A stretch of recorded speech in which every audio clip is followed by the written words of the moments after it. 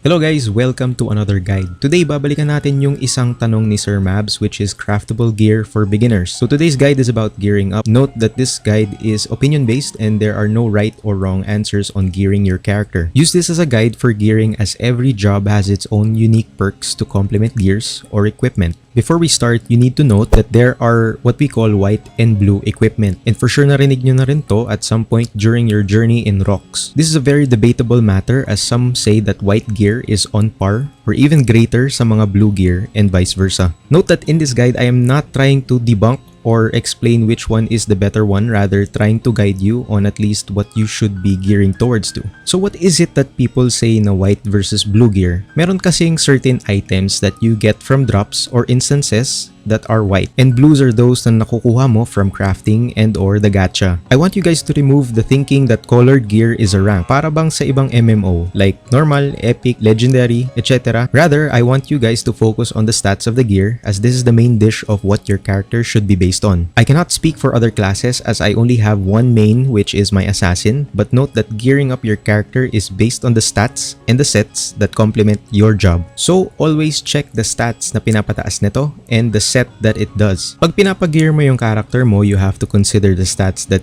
it increases: P attack, def, M attack, M def, ASPD, haste, crit, and much more. Now, I will not really be going into in-depth sa mga stats because I myself have not really understood the stats completely as this is a fairly new game than the original RO that I'm used to. I'm sure you can find other guides that will explain these. I will just go over them, however, so you can have at least the basic knowledge of what it does and use that to build up your character. So you can check the basic information from your stats. Just go to your character and go to details. Max HP, maximum amount of HP the character has. P attack is physical damage dealt. ASPD is attack speed. Haste is decreases the skill's variable cooldown. And there.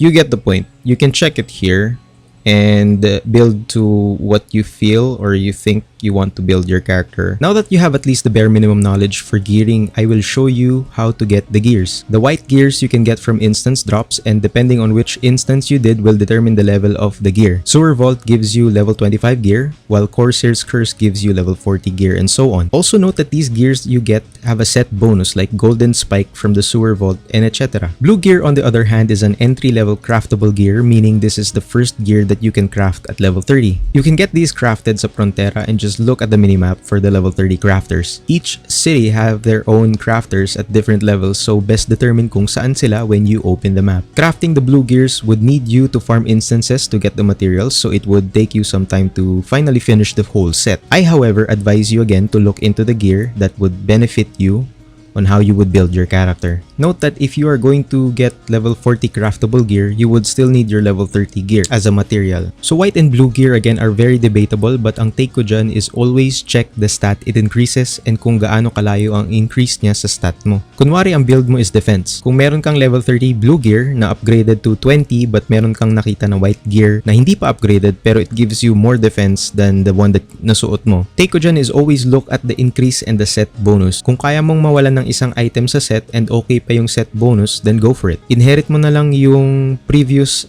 equipment mo para mas lalong tumaas. Again, at the end of the day, you are looking at the stats of the item and how high it will increase. Always use your best judgment and look at the stats and the set of the item. I hope that this guide has helped in some way. Kung meron pa kayong tanong, just ask in the comments and I will try my best to answer with my own opinions. Like and share the video if it has helped. Follow and like the page for more guides. Thank you everyone and I will see you in the next video.